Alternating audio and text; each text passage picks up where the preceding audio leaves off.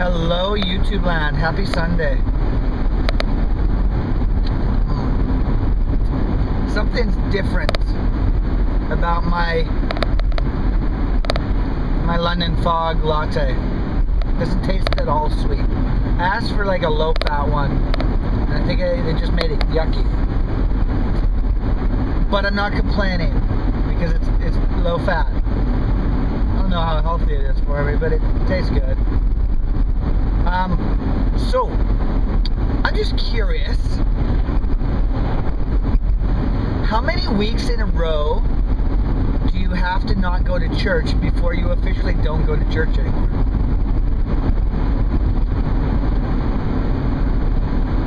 The pause is for dramatic effect as I try to find an answer in my head as well. So, we have not been to church a lot for like 7 months. We've been maybe 2 or 3 times in 7 months. And it's not because we don't want to go, it's because we don't want to wake up. I've started not working on Saturdays so that I'm awake on Sunday mornings. Unfortunately, Denise still gets in at 5 o'clock Sunday morning. So it's a quick sleep for her. And you know what it's like with kids trying to get them up and blah, blah, blah, blah, blah. You know, single parenting at church is a disaster for choking your children and losing them and going to jail.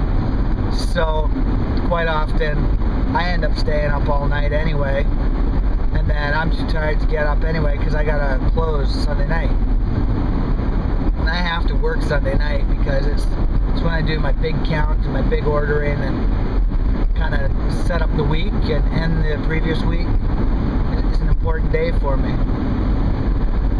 So it's not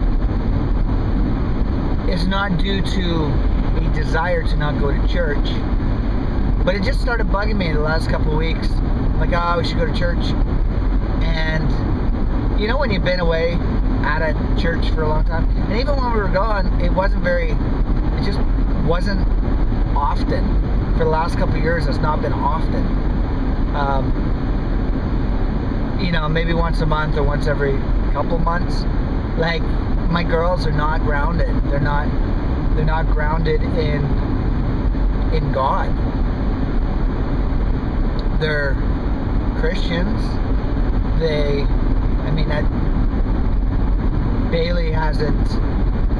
Bailey hasn't made a decision. She's 4 years old, right?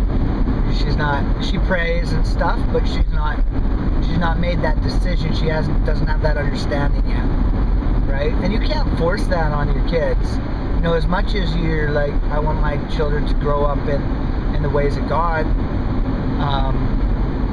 you know, I mean, that's up to the parent to provide that environment, you know, so that the kids can see that, yeah, this is the way I want to live my life. And if the kids don't see that you're living your life differently than, you know, all their friends and their friends' parents, then the kids don't have a chance to distinguish you calling yourself a Christian from people who aren't. Right? And we're called to be the light of the world, right? That's our job as Christians is to be an example to other people. And you know, it's probably people like me that give us a bad name. Like, really, you know, I'm a nice guy. I'm a great guy. I love God. I'm a Christian. I have made that commitment. But as we all know with commitments, sometimes you have strong periods of commitment, and sometimes you have strong periods of, I don't really care. Right? And that's just the human element of being a person, right? That's not just your faith. My faith is as strong as it ever was, possibly more so, right? What the eyes have seen, the eyes cannot unsee, right? You cannot just unsee stuff. So when you've seen miracles happen, and when you've seen God work and impossible situations solved, pulled through, you know, as a part of your daily life. You can't be just like, yeah, God isn't real, God doesn't exist, because I know it. When you know something, you know it, right? It's not an educated guess. It's not even faith, right? Because faith is believing in something that you haven't seen, right? That you haven't known. That's what faith is. And it's believing anyway. I think a lot of the time, faith is naive, right? And I think that's how the world sees it. And by the world, I mean people who aren't Christians, right? Because they haven't seen and they haven't felt and they haven't known what it is I'm talking about. So they're looking at me, and possibly in the comments below, and just thinking I'm a whack job or something. But you know what it is, you know, I believe I can ride a bike, but until I ride a bike, I don't know if I can ride a bike. And then when you ride a bike, you don't forget how to ride a bike. Simple as that. You don't forget how to walk. You can have that ability taken away through tragedy, but you don't just forget how to walk.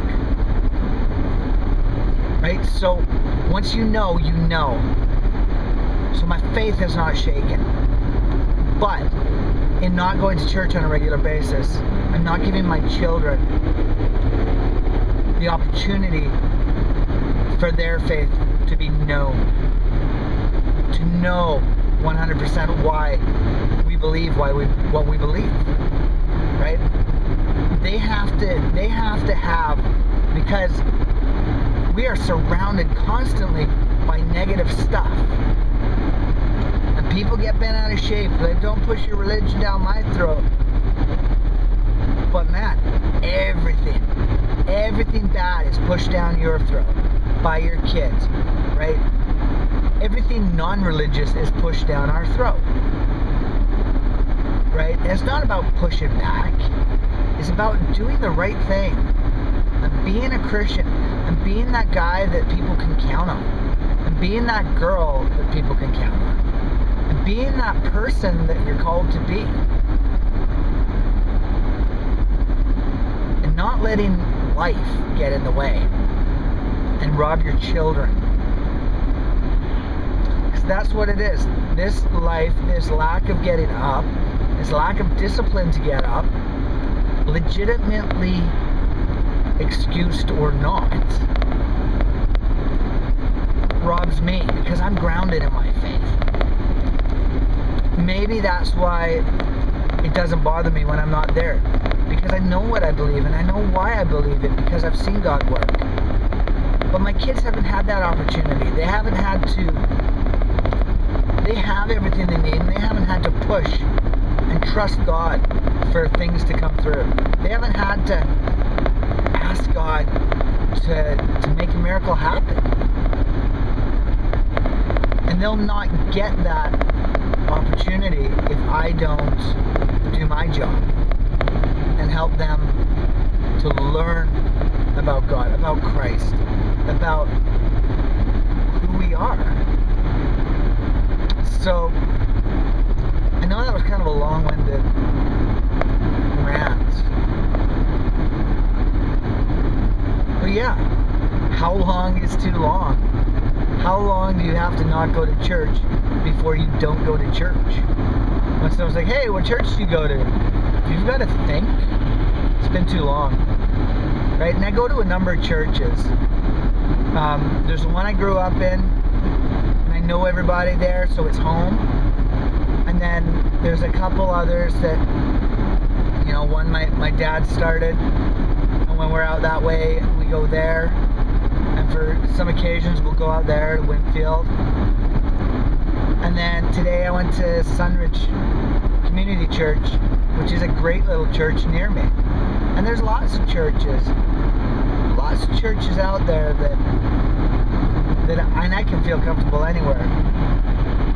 But finding a home for my kids, I need to do.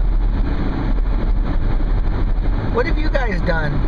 What have you guys done when you've been out of church for a while and you're trying to get back there so that you can be replenished, so that you can be... It's like gas, right? You got to go and fill yourself up with God gas. It's not about sounding religious. It's about getting pumped up again, man, because life can beat you down. I don't care if you're like, you guys need religion because you can't handle the world, blah, blah, blah. It's not about that. It's not religion. It should be a relationship. If it's just about a religion, then you guys are doing a lot of work for nothing. Because religion's empty. Religion is false. It's not about calling yourself something to call yourself something. A lot of people in the world are fighting over garbage like that. If people live godly lives, truly godly lives, that fighting wouldn't be happening. If Christians were living godly lives, that fighting wouldn't be happening. People let the human element in, and it messes it up. People fight over dumb stuff because of pride, because of selfishness, because of greed, because of arrogance. Right? These are all, and Christians struggle with it too, right? We're no different in what we struggle with. We're different with how we should respond. We should be different with how we respond. That should be what separates us. Should be. So, you know, guys, I appreciate you guys watching my videos. I'm never sure. Usually on anything faith-based, I'll get a couple responses. But I'm always curious what your thoughts are, what your comments are, which is why I leave the comment section open all the time, even if it's controversial. So, you guys have a great day. Love you. Bye-bye.